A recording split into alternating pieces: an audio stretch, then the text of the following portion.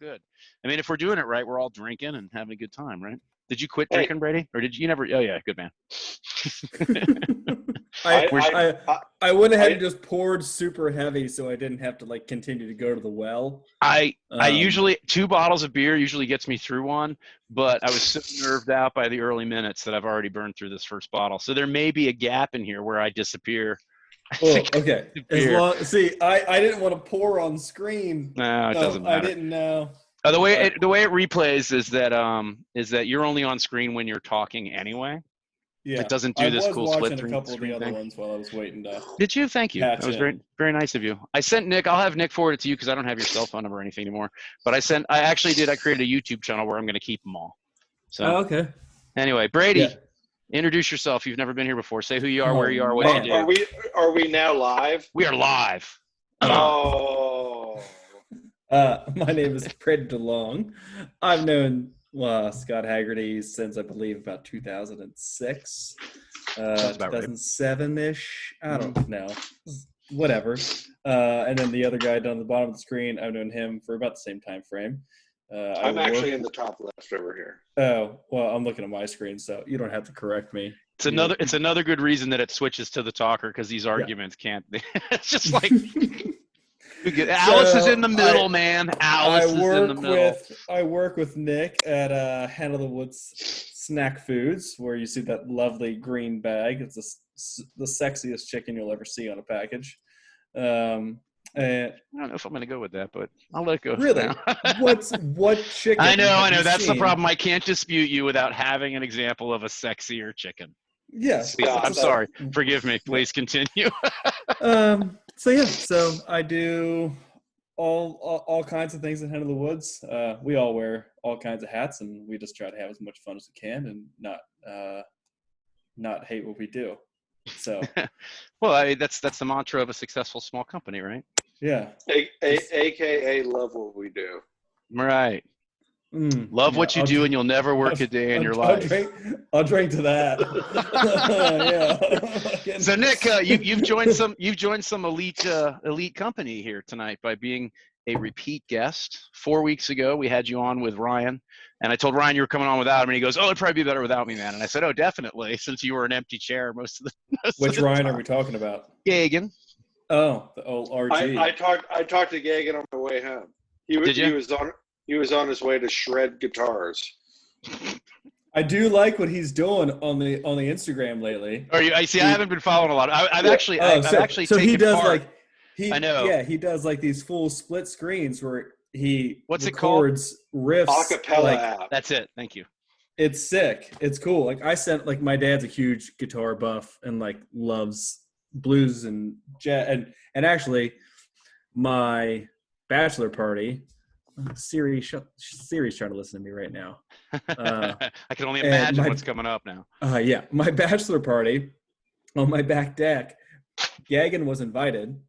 He brought his guitar and his amp. Yeah. And set up on the back deck And entertain the masses. Just crushed. And my dad was like, "Who is this dude?" And I was like, "Oh, he's Ryan, a waiter at a restaurant that I work at, and he's a super nice guy." And that's Ryan Gagan. The guitar. He's a good follow on Instagram with his acapella tunes. Yeah. They're all 30 seconds long. So now he's doing that. What is it? What's his handle? Six Strings and Things. Six Strings and Things is the handle. Strings and Things. So totally I was over there once watching him. I was watching him record one of those over there once, and he said, "Here, you just got to hold the camera here," so he could do this thing where he had like. I don't know, he had change and shit on a table making noise so he could beat it to go with the rhythm of what he was doing. Just like, all right, man, why not? It's really interesting what all musicians are doing right now to try to get by. It's kind of awesome. We were talking about the guy from our church, his name's Monty. And if you could peruse I'm old, I'm Facebook, not Instagram. I mean, I'm on those things, but I don't really post on them. But he put, him and a handful of other people I know, they're essentially doing internet busking. They do a live thing for a half an hour, and then their PayPal and Venmo links are there. And my wife and I were talking about, I wonder if there's guys on the side of the street out there that say, hungry, anything will help, and their PayPal and Venmo links are on the sign. Yeah, here's my QR code. Right, scan my QR code. My QR code. Why not? Why not? But no, it's been. I mean, my wife. I mean, does hair, and I'm sorry, your wife's name is Katie. Am I remember that right? Is it? that is correct. How long have you guys been married now? It's been a decade, hasn't it? 10 years. Yeah, Congratulations. It'll be 10 years here this October. But I can't. but yeah, You have to be amazed that I'm hitting this because I am. I am. Like 10's a very arbitrary number to guess. Like 10 years. It's like 1, 2, 10. Like anywhere in between would have been good. But what's but no. 10? So I mean, her industry. Am I supposed to get you a smuggled elephant tusk? It's the ivory anniversary, isn't it? We can pass on that. We'll just go for I'll send you my Venmo Barclay, my Venmo link. Good comedy always comes full circle. Nick, hang on a second, Brady. Let Nick introduce himself real quick because people don't watch all these things. No, you're fine. He's in rarefied company now because he's a repeat guest, and I went on the Ryan tangent. It's my fault completely. So you're amongst my band, Cistern, and Bill Furby's actually appeared an extra time. And then literally the GBV guys, neighbor Paul Mace and Vince Popolo from Maryland. Welcome aboard. You're a repeat customer on the panel. Introduce yourself. You say customer. I have not gotten paid out yet. Well, I'm doing a product placement, so I'm expecting a check as well. there we go. So Nick, founder of Hen of the Woods, snacks, and more to come. Look at that gorgeous bag that's got it. I have to make noise so the camera will show it. Can you even imagine? There's a reason it's not open. So founder of Hen of the Woods Snacks, and we spoke together about like the grocery. A lot of it, I think, we focus on fulfillment and is there enough product in the chain to fill stores, right? Which is a good problem to have, right? I think it is. I think a lot of things have changed since then. I do think there is a worry about some categories. Right now, we're definitely talking about meat. I think the meat category is something that we're worried about. Now at Hen of the Woods Snacks meat category, what? No, I think he's just talking in generalities. Oh, general food. In generalities in terms of grocery. And this is not Hen of the Woods related. No, it's world. It's like societal. Yes. Yes. Yeah. Thank you. Sorry, I put 1 and 2 together. You said new products and stuff, and I thought meat. No, I mean we'd love to make some meat snacks. But Hen of the Woods jerky. Oh man, but I don't need that. It's hard enough having the chips at our arm's length at all times every day. I can't even imagine because I was serious. I didn't open this because I knew if I'd opened it, it wouldn't still be here for the product placement. Maybe the empty bag would have been better. At home, I don't really bring chips home hardly at all. Like very rarely, and like every once in a while, I'll take them to my parents' house, I'll take them to my mother-in-law, and stuff like that. But I don't really bring them to our house very often. You know where I live, right? I do know where. I don't know where you live. Yeah, I don't know why you would. But now with this whole thing and the wife and kids stuck at home full time, I have. How many kids you have, Brady? 2 and 5.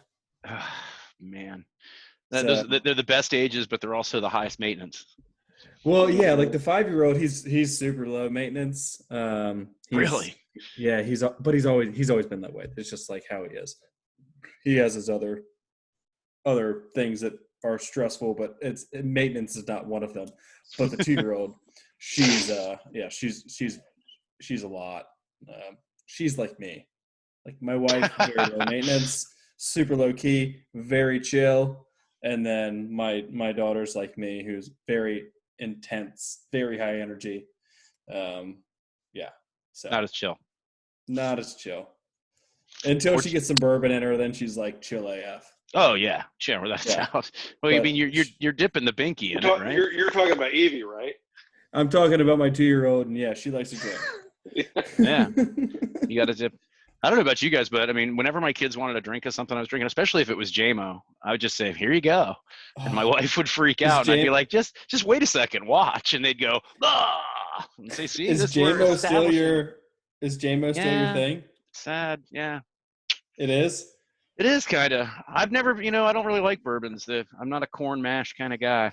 I was never a corn mash kind of guy, and then I was Until forced into it for by I don't know that how many guy years. Yeah, by the dude in the top left, right, bottom screen. who's not going to Browntown right now. Bullshit. He's not. Oh, sorry. Yeah. See, I should have got some JMO when I was at the store, but I didn't. But I drink all day every day, so I try to limit it to beer. Well, I mean, these days it's well, I mean, you can start whenever you want. Are you still working? I am. I'm very lucky in that regard. I am. Okay. Much like you guys, for whatever reason, the product of my company is still selling. Your snack product seems like this would be boom times. But one of the things I remember Nick saying when we talked before is that he was losing money like crazy, and I'd like to hope that it's not that. I mean, you guys, because Nick, I think you were the one that started me on the word pivot. We were talking about pivots. You focus this way, and then weird shit happens, and you got to focus another way. And I stole it, and I've been using it a lot. But I mean, you guys, how many people are in the company total? Four. Four right now. So I got 50% of the company on camera.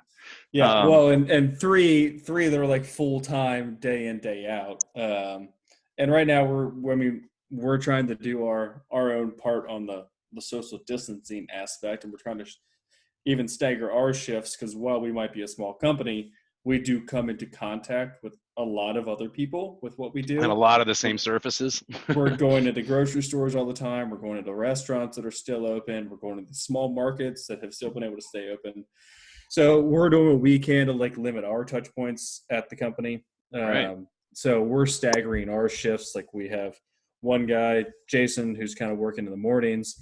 Nick is like pretty much always the afternoon, and then I'm kind of in the middle floating, and I usually come in around 11 or whatever. But we're also working a lot while we're not at home because, as the word pivot implies, we've kind of taken on a lot of other different opportunities and roles, mainly with the e-commerce and try to sell through our online portal and our online store. So, which has been huge. I mean, and not the city of Cincinnati's been like, I mean, the outreach and what we've gotten from everybody it's been pretty awesome. Like, I don't think we would have, it's hard to put it into words. Like it doesn't fill the void of what we lost with the bars and restaurants being forced to close. Right. Like for us as a company, that's probably, I mean, that's hands down the biggest thing that has had an impact on us through this whole thing. Because orders, places like that just stop. Big retail. Sorry, Nick. I'm sorry. Big retail has been a huge loss as well. How I see that's I wanted to touch on that because that confuses me. Like I said, it seems like the snack market should be boom times right now.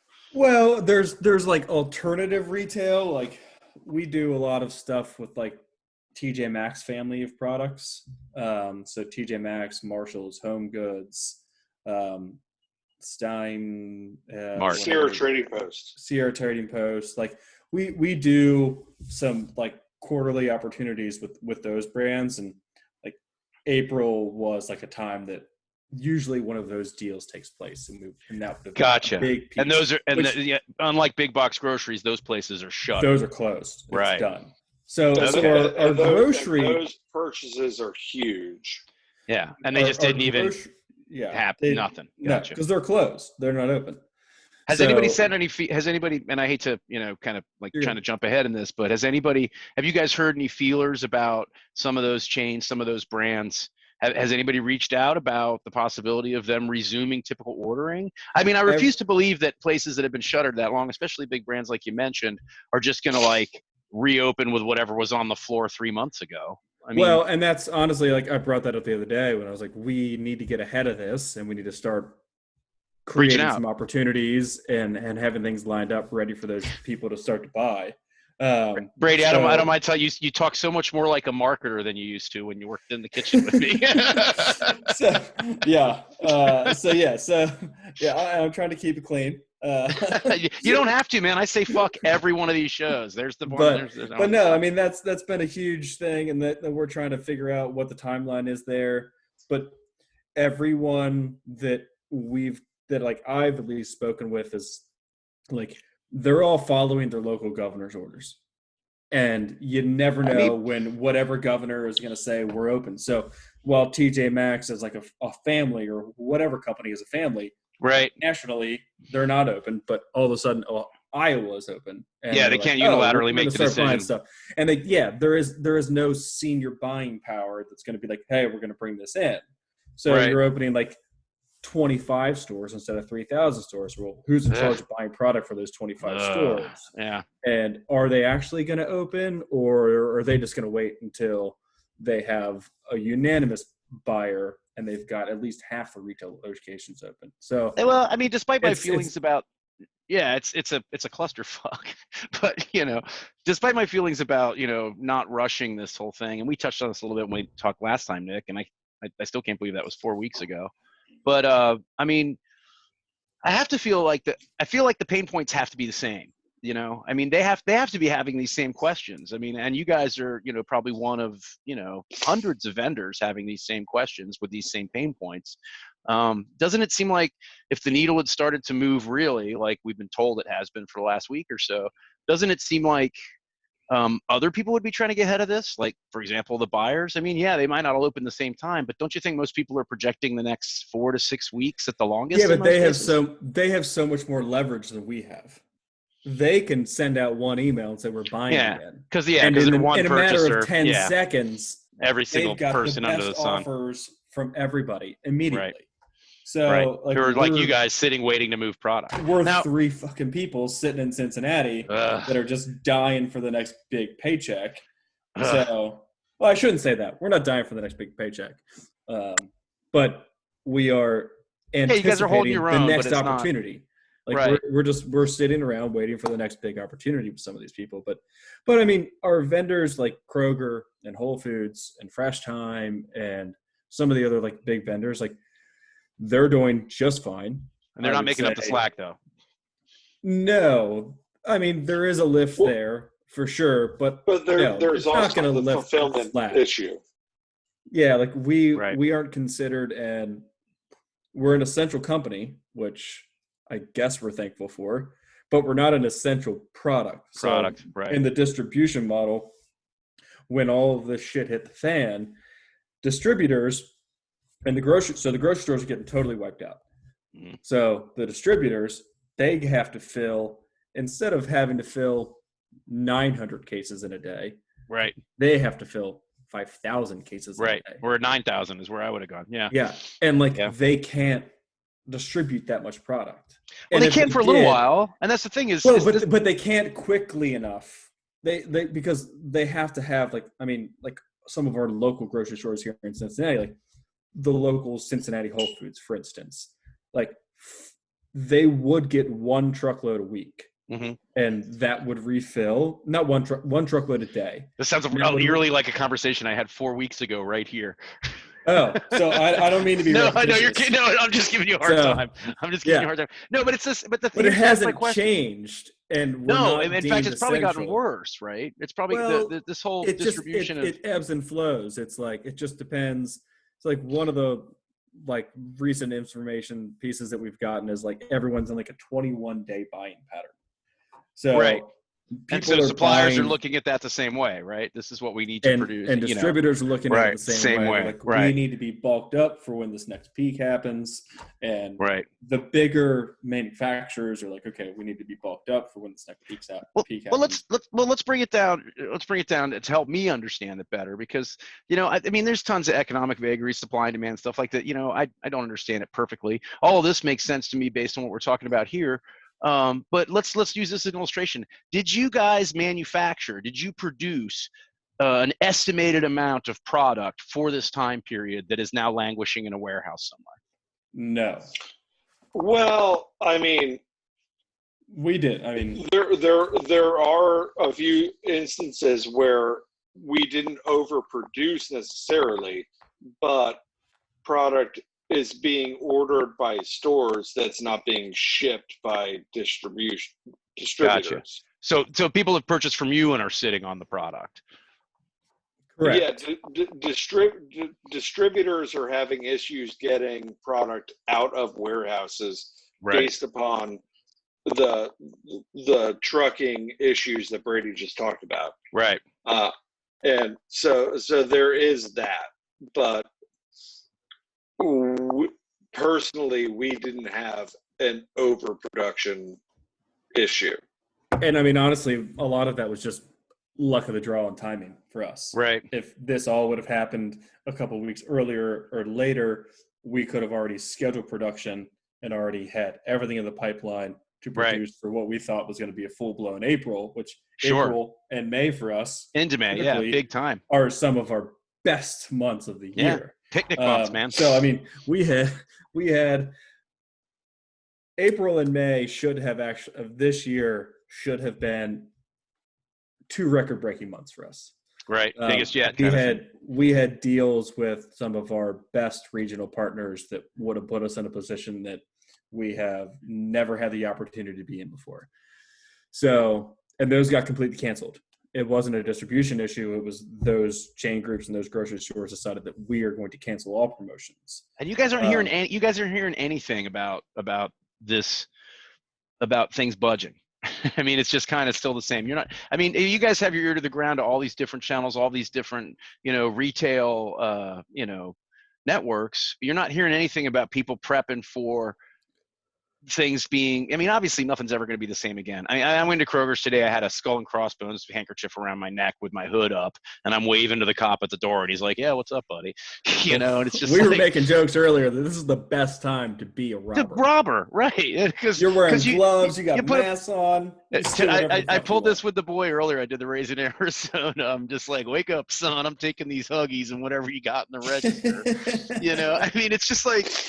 It's a weird time, and I don't think it's ever going to be, I mean, if we're smart, it's never going to be, the same as it's been without, some kind of vaccination system or something. But I don't know that there's so much a bad thing. No, I don't see. That's the thing is I don't either.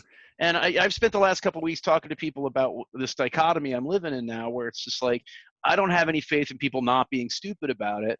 But at the same time, I totally understand this desire to try and get back to some level of normalcy, some normalcy, I'm sorry, where, where commerce is happening, where things are moving, where your TJ Maxx can open and have a Hen of the Woods display, but if you guys aren't hearing anything like that, to me, it doesn't sound like you guys are hearing anybody preparing for any kind of opening, which according to Governor DeWine is supposed to be a soft open tomorrow, right? May 1st? I mean, yeah, but the Ohio soft opening is as soft as they come, which I feel like is a good thing. I'm all for the very soft opening. Whatever aside, I am more of a fan of us trying to figure out how to draw this thing out as long as we can and keep as many jobs intact as we can. And I know that's a very tough line to walk, but I am not we need to reopen this. Like, one, I work for we're a small business. So if something were to happen to one of our employees, we're incredibly devastating. It'd be and devastating. We aren't set up to we can't handle that. And my household, my wife is self-employed, so she doesn't qualify for employment currently. She will eventually, right? And she doesn't get insurance through her job, and so for her to be forced to go back to work, I mean, obviously nobody's forced to go back to work, but if she's given the opportunity to go back to work, you work at a meat processing plant. Apparently, you are. Yeah. So it's like it's super tough. Like, I don't want. If she were to go back to work and get sick, or if I'm about to grab my glass, Nick. I'm so cautious when we go out. I mean, our whole company, we all wear masks, we all wear gloves. See, I haven't been doing that, and my wife she's got a thyroid condition and asthma, and just today I was going to the store and she said, "You wear a mask, right?" And I'm just like, "You want me to? I will. I don't want to bring it back to you." I mean, I've got that. We're all going home. Like, I mean, I know Nick's family's not leaving the house. My family's not leaving the house. I know Jason's family doesn't leave the house. So if anything were to happen to anybody in the house, I'm autoimmune. it's What coming does that back mean? with us. What does that mean? What autoimmune? You I have declare. Crohn's disease. Oh, okay. So you're high risk. Yeah. Yeah. Okay. I'm sorry. So, like, For some reason, the like- way you declared it, I thought you were saying I can't catch anything. No, so when this all happened as a company, it was like, okay, we need some sort.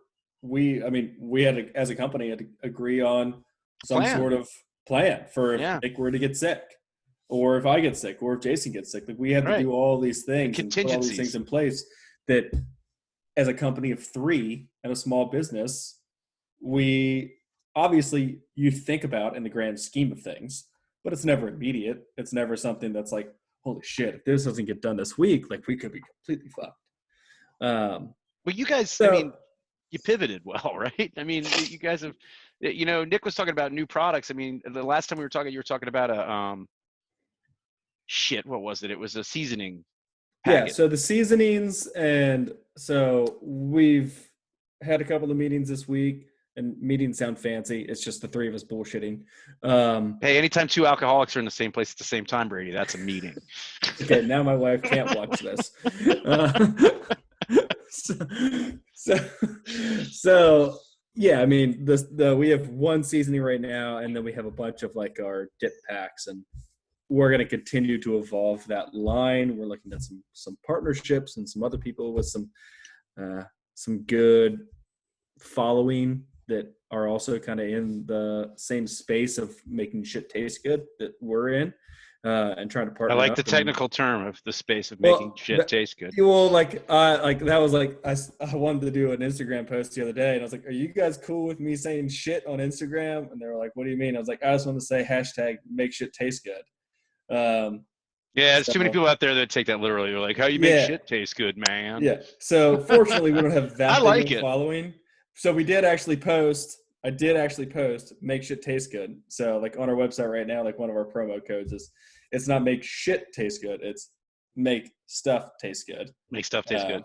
Hey man, somebody in a boardroom somewhere sold Franks on that. Put that shit on everything. Put that shit. Put that shit on it. Yep. It's one of the biggest feats. What's the website? What's the website URL? Is it just henofthewoodsotr.com?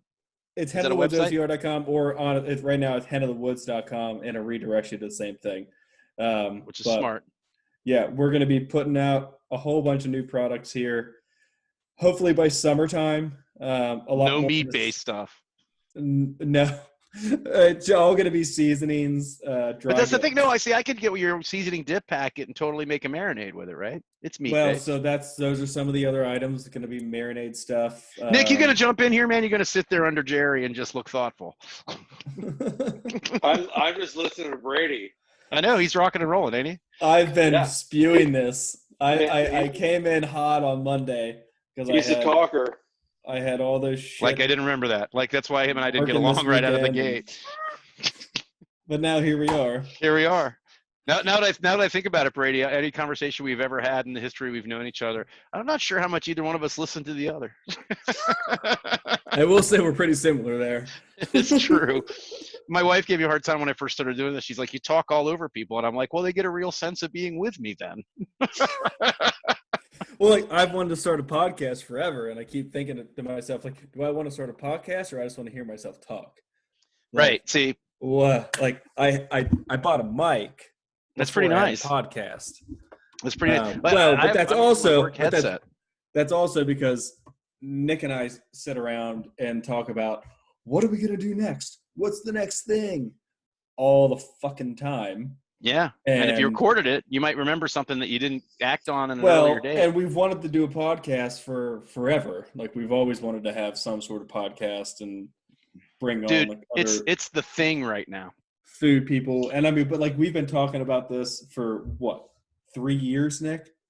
Yeah, I mean, like, and right now we have all these ideas of like getting back to the creative side of what Food. Hen of the Woods was, and making all these new products and selling them direct to consumer, and forgetting about the grocery chain, which no grocery stores are buying new products.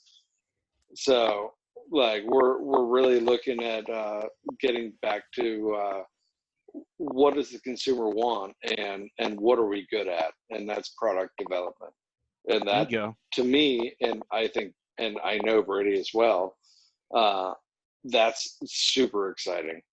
Have you guys ever considered the possibility of creating something that has such a niche following here in Cincinnati that you just turn around and make your retirement selling it to Lay's or some other big bastard? I don't know about the Lay's piece, but selling it, yeah. I mean, just selling the whole kit and caboodle, just like Oh, I mean, for sure. I $1 mean, billion to split between you, Nick, and Jason. we've had plenty of conversations about the term exit strategy, and Oh, we've yet failed to actually Who create. doesn't listen to an offer? Yeah, like, but that's not the. We're not building the company for that purpose, right? for an exit strategy. Sure. If Yeah, that makes like sense. like we were working with a couple of different people a couple of years ago about like, what do you guys plan to do? Where do you want to go? How do you want to get out of this? And we're like, what do you mean get out of it? Like, we don't know. Like, we Well, don't know if we want to get that's out the of it or if American we want to get dream. into No, it or see, like, that's the thing. we You know what you're don't, talking. we Were have these no financial clue. advisors by any chance? Because that's the whole American dream. You They run were a like startup. brand strategists. Yeah, you run a startup until you sell the startup, and then you go back to Yeah. square one. You know, And I that's mean, what everybody that's not, does. but Like, see, is that a they all, labor of love or is that a labor of money? I mean, I don't think it's binary like that. Don't you? No, I don't at all. Like, I think that if you create something that you love and someone comes to you and says, I love it too, and I'm willing to give you X, if that means that they can give you X and you can take it and turn it into something else that you love, then I don't think it's binary. You're illustrating a pessimism in me that I don't like to admit. But I mean, if you really love something enough to have built this great thing with it, I mean, isn't the more likely scenario But that why you're are you reluctant only to going to let it build? go? But why would you only ever build one thing? Why would you only ever have 2 kids? Well, maybe because you don't have enough money because you didn't sell your first company. Maybe, right? But if you built the first company on the love thing and it was something you could see yourself, like when someone comes to you with an exit strategy is something you really love doing, isn't the first thought, why would I stop doing this? To me, it's not. But to me, it's like, what would I do after? But that's my point. It's just that you wouldn't have to think about that. Well, but I wouldn't. But what I'm saying is, I wouldn't just stop Right. Well, I mean, being a person who cares and building things. Like, sure. I would take that opportunity. Sure, I would sit around and do jack fucking shit. No, you wouldn't. See, that's the whole point. I'm playing devil's for advocate against the for idea like that 6 everybody has months, like one good maybe. idea. But no, I would totally take whatever that was and I would go do. I mean, I would try and come up with something else, and all the other ideas that are spewing through my head in the middle of the night, like I would like, okay, well, let's go for that. Let's try it. I asked Nick earlier about the bicycle philanthropy thing you were a part of for a minute, which I thought was so cool, where you were revamping bikes to give to underprivileged kids. I was just like, yeah, and it's that's still the kind a of thing. shit that is it still a thing? Oh yeah, Nick's gonna give you my cell phone number. Send me some information on. I got a garage full of like garage sale bikes that I need to fucking donate to somebody. Yeah, and I know that they just did a post recently. I know that they're looking for more bikes because the bike industry is an industry that's seeing a massive boom right now.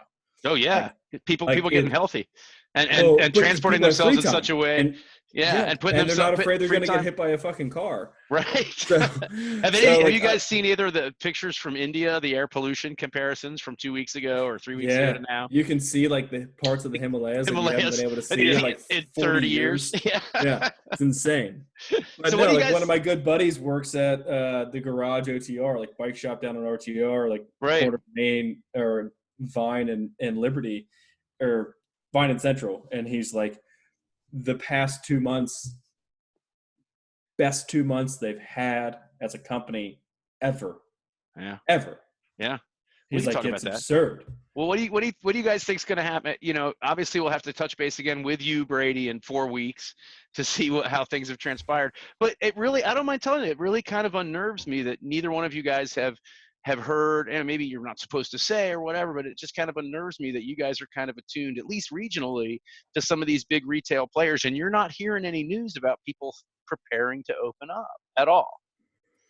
But I also like our industry. The majority of the people that we do business with are open in some capacity. Right. So it's only the very large national retail, like non-essential goods that we have no communication with.